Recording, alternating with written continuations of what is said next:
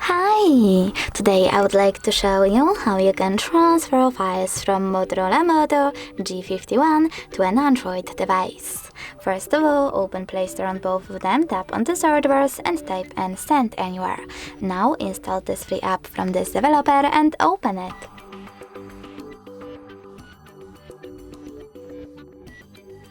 From this screen here, you need to choose I accept, confirm, continue and allow on both smartphones. Following that, select Send on Motorola and Receive on an Android. Then tap on all of those dots and choose Send.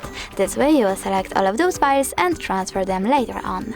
It will take a long time though to transfer all of them, so I will pick only one photo, choose Send and tap on Got it. As you can see from here, we have two connection ways. We can scan QR code by tapping on this scanning icon on an Android, then choosing while using the app or only this time and pointing our camera at the code.